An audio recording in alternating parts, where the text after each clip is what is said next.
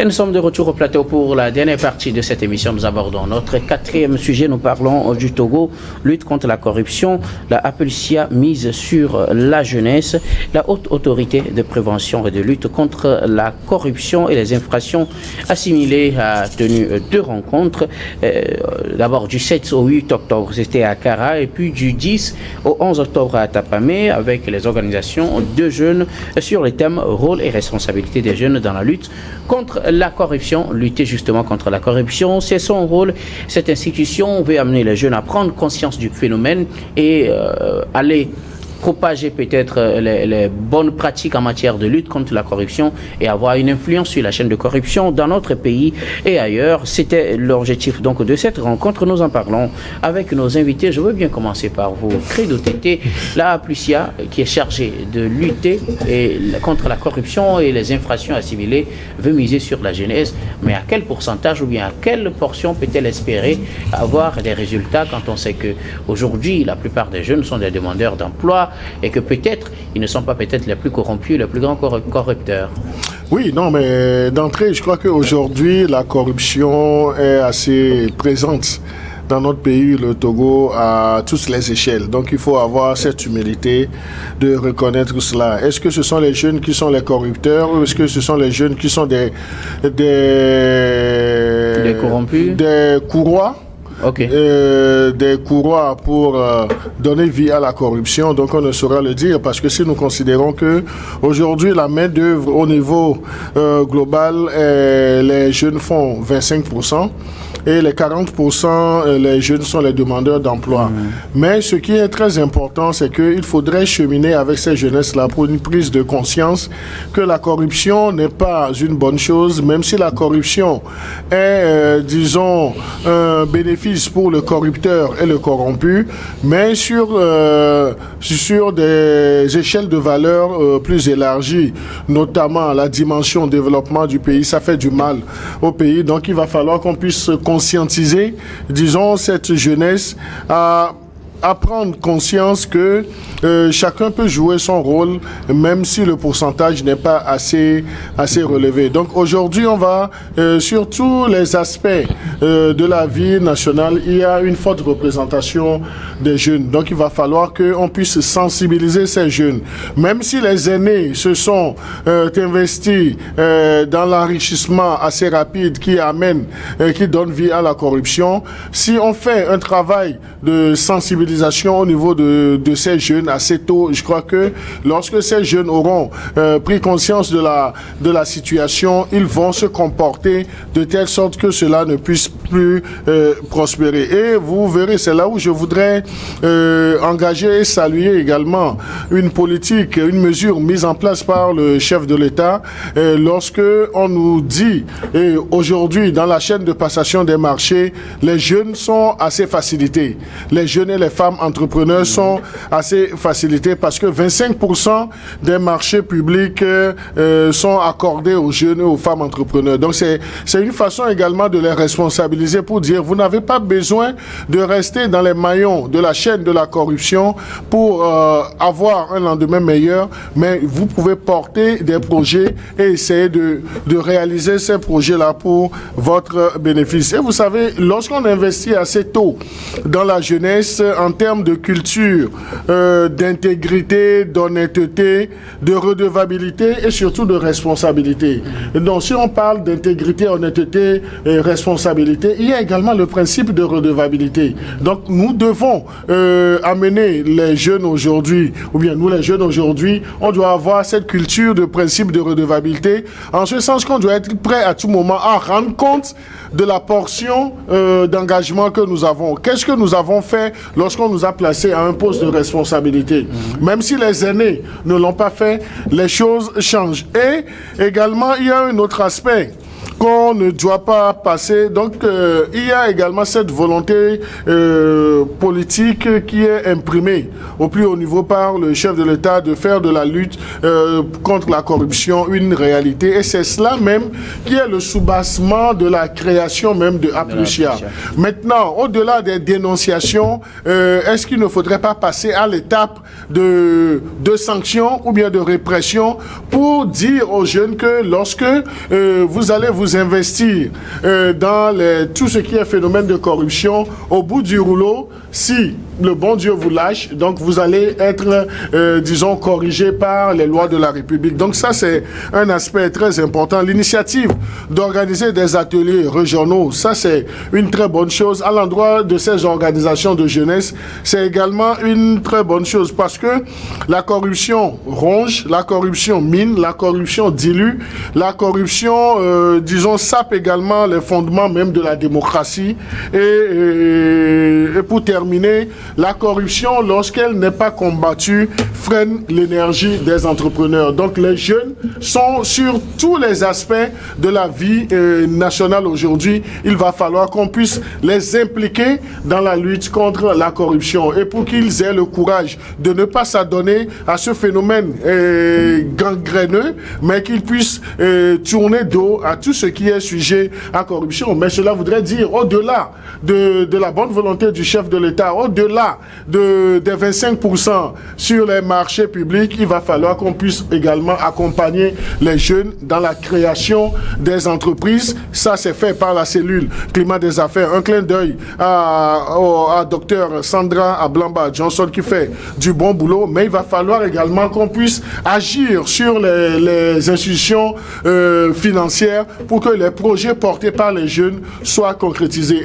Et ça ne sera pas comme une lettre à la poste. Il doit y avoir également une responsabilité au sein même de cette jeunesse-là. Ce n'est pas parce que vous avez créé votre entreprise. Si vous n'avez pas un business plan derrière, donc on ne peut pas vous accompagner. Donc c'est un travail qui doit être fait par tout un chacun. Merci beaucoup à vous. Credo Tété, alors, Thierry Afanokwe, la Aplusia a rencontré du 7 au 8 puis du 10 au 11 octobre des organisations de jeunes à Kara et à Tapamé. Objectif, les outiller sur le fonctionnement d'abord de la Aplusia, son mécanisme de lutte contre la corruption et engager ces jeunes-là à servir de courroie dans les mécanismes de lutte contre la corruption et aussi des dénonciations. Pensez-vous que les jeunes soient le meilleur maillon sur lequel il faut peut-être miser pour arriver effectivement à la lutte contre la corruption au Togo?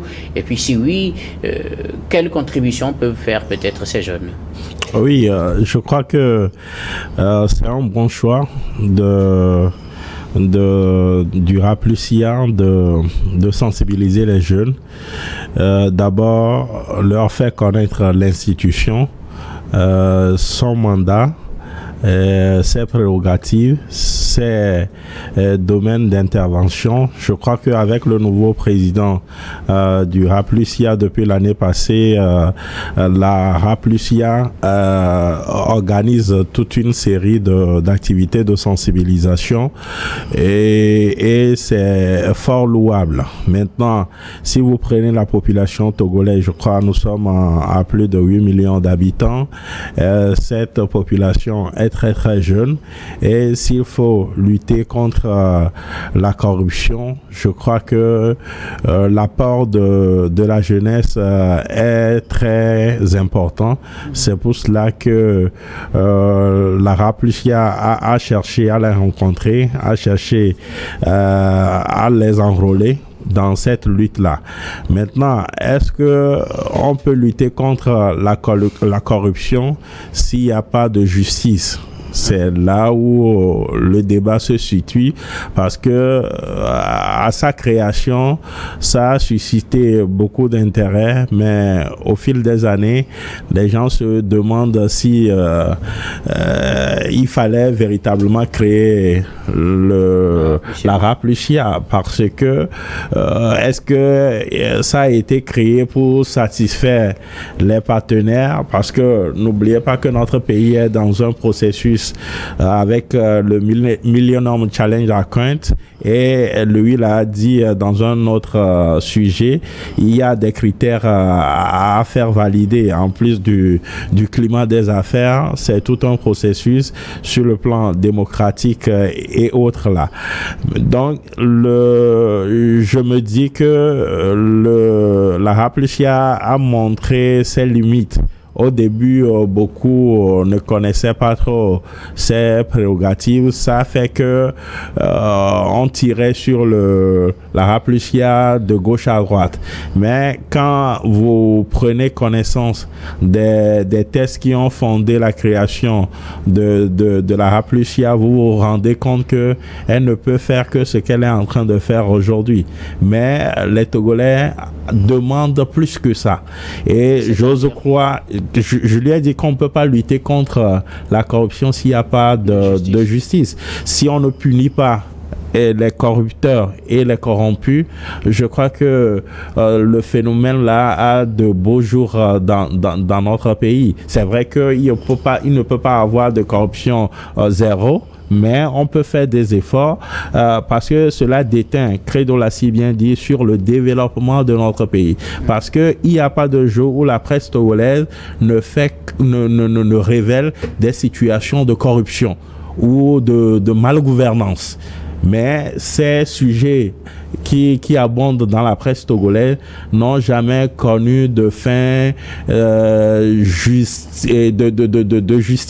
Et c'est ce à quoi nous aspirons, c'est ce que nous attendons. Donc je disais, j'ose croire qu'avec la 5e République, puisque beaucoup d'institutions seront revues, j'ose croire que la Raplucia sera restructuré, sera refondé. Peut-être que cet institut-là ne va pas prendre, cette institution-là ne va pas prendre le même nom, et peut-être qu'on va renforcer ses prérogatives pour que quand la Raplucia est saisie d'un dossier, ou du moins s'auto-saisit d'un dossier, quand elle fait ses enquêtes, son travail, et quand on dépose cela sur la table du procureur, que celui-ci puisse enclencher le processus judiciaire pour que les Togolais que nous soyons véritablement situés. Et puis, autre chose que je voulais dire, on ne peut pas combattre véritablement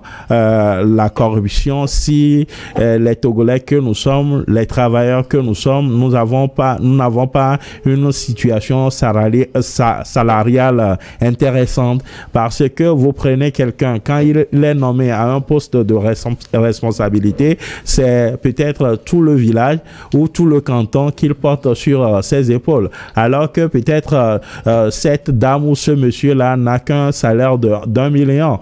1 million, nous tous nous savons ce que ça peut faire, ça ne peut pas faire. Mais quand il arrive que le monsieur ou la dame porte tout le village sur ses épaules, il y a de quoi à ce que il puisse mettre la main où il ne fallait pas. Donc, il y a de quoi à ce que nous aussi, notamment la jeunesse, puisse véritablement aider à ce que ce phénomène soit combattu dans notre comment on appelle-t-on, dans notre pays, parce que quand quelqu'un est nommé, il est nommé pour des responsabilités bien précises, il est appelé. Peut-être le chef de l'État lui a fait appel pour contribuer à la construction, au développement du Togo. Il n'est pas là pour servir son village, son canton ou sa préfecture. Merci seulement. Il est là au service du Togo. C'est très important. Alors, Louis Kamako, la Raplucia mise sur la jeunesse pour lutter contre la corruption. C'est d'ailleurs son rôle. Les jeunes sont outillés à Kara et à Tapamé. L'objectif, c'est qu'ils puissent contribuer à dénoncer les cas de corruption, mais aussi à leur niveau à lutter contre, ne pas servir de courroie de corruption dans notre pays. Oui, cette initiative de Raplucia me fait rappeler une accession d'un de nos professeurs de l'université qui disait que nous avons une jeunesse togolaise qui est corrompue. Ça veut dire que le pays va souffrir encore pendant 50 ans. Ça veut dire tout simplement que pour lutter contre la corruption, la jeunesse occupe une place de choix. Et j'ai toujours dit que la corruption, c'est un problème sociétal partagé. Ça veut dire que c'est l'affaire de tous, c'est l'affaire de tout le monde, c'est l'affaire du premier responsable jusqu'au dernier des Togolais, c'est-à-dire le citoyen lambda. Et donc, je crois que celui-là, je peux dire que c'est une bonne initiative de la part de Raplucia qui, justement, est dans la prévention. Thierry le disait tout à l'heure. Quand vous voyez les modalités, quand vous voyez les attributions de Raplucia, vous allez vous rendre compte que c'est une institution aujourd'hui qui s'apparente à ce qu'on peut appeler un chien édenté. Parce que Aplusia n'a pas les moyens de répression. L'Aplusia ne fait que dénoncer. L'Aplusia aide dans la sensibilisation. L'Aplusia aide dans la prévention, justement, contre la corruption. Je pense que c'est le thème, c'est le vocable convenable que eux-mêmes. C'est une autorité de prévention. De lutte contre la corruption assimilée. Donc ça veut dire que l'Aplusia n'a pas le droit de venir traduire quelqu'un en justice parce qu'il a détourné les fonds ou bien parce qu'à un moment donné il a corrompu, ou bien parce qu'il a été corrompu. Donc c'est de ça qu'il est question. Sauf que moi je trouve que sur ce sujet-là, Aplusia par moment se complique la situation. Parce qu'il y a pas mal de cas de corruption sur lesquels Aplusia peut justement, ou bien face auxquels Aplusia peut lever la voix. J'ai toujours dit, c'est-à-dire que nous avons de très bonnes dispositions dans ce pays, je l'ai toujours dit, mais c'est dans l'application justement qu'on faille. Quand vous voyez par exemple que récemment, il y a une disposition relative en fait à la déclaration des biens et avoirs des personnalités, des fonctionnaires d'État, je crois que les journalistes même sont impliqués. Cette loi-là a été comme la mise en œuvre de cette loi-là a commencé à un moment donné. On a vu le médiateur de la République qui a déclaré ses biens, suivi également de quelques membres justement de HCON ou bien de la commission médiateur de la République. Et puis à un moment donné, ça s'est arrêté là. C'est-à-dire qu'on n'entend plus parler. Si vous voulez justement lutter contre la corruption, je pense que c'est des leviers sur lesquels il faut justement jouer. Vous avez pas mal de cas de corruption. Aujourd'hui, on parle tout le temps de cette crise-là. On dit que les éperviers du Togo ne retrouvent plus la formule de la gagne. Et tout le monde pense que c'est un problème purement sportif. Non, je pense qu'il faut trouver les causes ailleurs. Parce qu'à un moment donné, les fonds destinés en fait à la gestion de l'équipe nationale ont été détournés. Je parle de la gestion du fonds de 2013. Et j'ai souvent en idée cette phrase académique et universitaire d'un ministre qui disait que personne ne gardera par-dessous un seul centime des fonds de la CAD. Et pourtant, jusqu'à ce jour, les comptes d'un ancien premier ministre. Et jusque-là, les comptes n'ont jamais été faits. Donc, je pense que il y a des sujets connus de tous. Il y a justement s'occuper au lieu de justement aller chez les jeunes qui aujourd'hui, on sait que bon, c'est vrai que eux aussi ils ont leur rôle à jouer. Mais il faut plutôt, il faut aller pêcher les gros poissons. C'est de ça qu'il est question. C'est de ça qu'il est question. On est dans ce pays en 2020. En 2020, on a vu comment est-ce que le fonds Covid a été géré. Une enquête a été même ouverte au niveau du Parlement. Cette enquête-là n'est pas allée au bout. Je pense que c'est des choses aussi visibles sur lesquelles on peut jouer si réellement on veut parvenir à lutter efficacement contre la corruption. Merci beaucoup à vous. Louis Credo, vous voulez réagir? Oui, non, mais moi, je voudrais aider mon cher ami Louis à ne pas faire d'amalgame. La Aplusia dit, la définition dit que c'est une autorité contre la prévention. Mais elle est également dans la sensibilisation. Elle est également dans la sensibilisation. Est-ce que j'ai la parole? Allez-y. Parce que s'exciter, c'est comme si on cache également des vérités de corruption. Donc c'est dire que la Aplusia aujourd'hui avec la 5e République verra ses attributions renforcées parce qu'on ne sera pas uniquement dans la dénonciation, mais il y aura la phase d'action, de sanction et de répression. Donc qu'on prenne notre mal en patience. Il y a des choses qui se sont passées avant même qu'on ne mette la Aplusia en place. Mais on ne va pas leur demander de faire de la magie. Mais commencer le travail au niveau des jeunes qui sont considérés comme le présent et le futur de notre pays, ça c'est déjà une bonne chose. On ne dit pas de croire en Jésus-Christ, mais de reconnaître également que la Vierge Marie a son rôle à jouer dans un processus, par exemple, et ça c'est selon les obédiences religieuses. Donc sur ce, je crois que nos amis catholiques, je n'ai pas vu le rapport, c'est pas grave.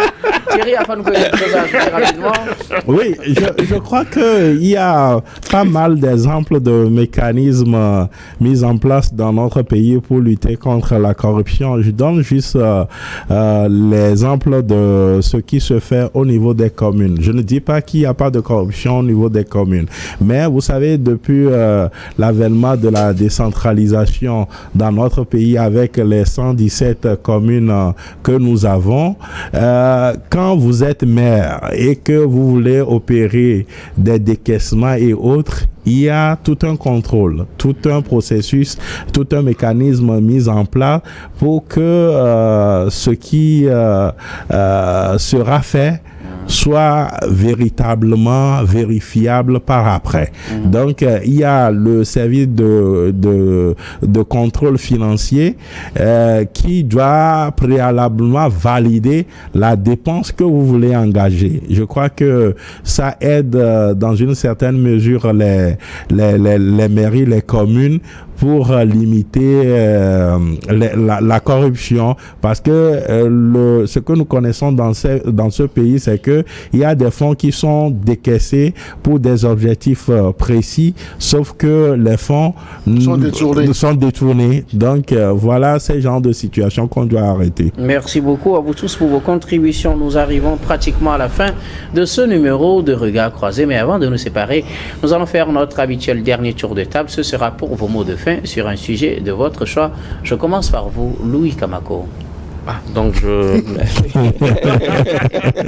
Je voudrais juste retourner dans Yotor, précisément dans Yotor 3, pour jeter mes fleurs à une conseillère municipale, en l'occurrence Madame Chantal Atiklé, qui justement aujourd'hui a remis des semences en fait au groupement de femmes dans une localité où 70% de la population s'adonne à l'agriculture, et je pense que c'était dans le cadre du programme sécurité alimentaire et nutritionnelle de ZZ, un programme qui a pris fin en 2023, mais que eux ils ont décidé de reconduire dans le Yotor 3, justement pour promouvoir la santé alimentaire et tout ça. Je pense que c'est une très bonne initiative de la part de ce conseiller ou bien de ce conseil municipal là. C'est des choses en réalité qui a encouragé. Je pense que Madame Chantal Atiklé fait aujourd'hui la part belle de ce que nous pouvons appeler la gynocratie. Nous promouvons les femmes, donc je pense que c'est des choses en réalité à saluer, et saluer par Ricochet et tout le personnel du Yotor 3. Je pense que toutes ces activités-là se déroulent au moment où le maire même conduit une délégation à Dakar pour justement nouer de partenariats. Donc c'est des choses à saluer. Voilà. Merci beaucoup à vous, Louis Kamako. Vous êtes journaliste et analyste politique. Merci d'être passé sur ce plateau. Merci aussi de m'avoir invité. Credo Tété, vos mots de fin. Non, mais j'aurais souhaité que la Aplusia passe au niveau du conseil municipal de Yotor. Mais il faut rendre à César ce qui est à César. Donc je voudrais engager la direction de New York TV, féliciter la direction de New York TV pour tous ses efforts.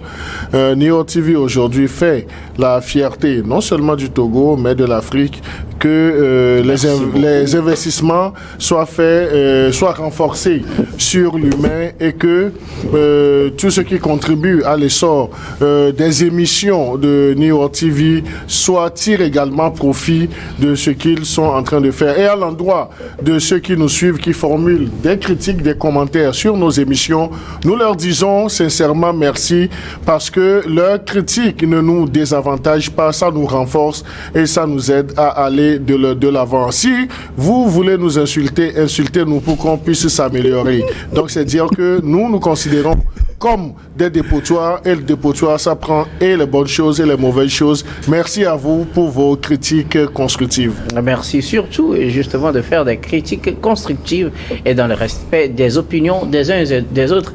Merci Credo Tété, vous êtes journaliste et analyste politique. Merci d'être passé sur ce plateau. Merci. Thierry Afanouko, vos mots de fin. Alors, je veux m'intéresser un peu aux éperviers du Togo. Allez-y. Franchement, ça ne va pas, parce que je ne suis pas... sincèrement, ça ne va pas. Il faudrait qu'on puisse revoir tout concernant ce sport-là, parce que à un moment difficile de notre pays, c'était ce sport-là qui permettait aux Togolais de se retrouver, d'oublier un temps soit peu tous les soucis, tous les problèmes qu'ils ont. C'est ce sport-là qui nous unissait alors que tout nous divisait. Donc, il faudrait qu'un travail soit fait au plus haut niveau de notre pays pour que la sérénité puisse regagner la tanière des éperviers. Je ne sais pas si il faut une implication directe du chef de l'État parce que on a besoin, ces éperviers-là ont besoin aussi du soutien des plus hautes autorités de notre pays. Le peuple a montré à plusieurs fois qu'il est avec eux, qu'il est derrière eux, mais ces éperviers-là ne procurent plus de plaisir ou de la joie aux Togolais. Avant, quand les éperviers avaient match, nos rues se vidaient parce que tout le monde, en tout cas pour ceux qui devraient être au stade, ils vont, ceux qui doivent rester à la maison devant leur poste téléviseur pour suivre le match, le font, mais ces derniers temps, quand les éperviers ont match, tout se passe comme si il n'y a rien dans le pays. Donc il faudrait que un travail sérieux soit fait autour des éperviers pour qu'on puisse renouer avec les victoires. Merci beaucoup à vous, Thierry Afanoukoé. Vous êtes journaliste, directeur de publication de Gapola.tg. Merci d'être passé sur ce plateau. Merci à vous pour l'invitation. Et nous disons merci également à toutes les équipes techniques et rédactionnelles qui nous ont aidés à préparer et à présenter cette émission. Merci à Richard Kourfanga à la réalisation, à Xavier Koudanou à la diffusion et à Rebecca Vessou à la caméra. Surtout, merci à vous, très chers téléspectateurs, de nous avoir suivis. C'est la fin de ce numéro. Je vous retrouve demain avec le même plaisir pour un autre numéro.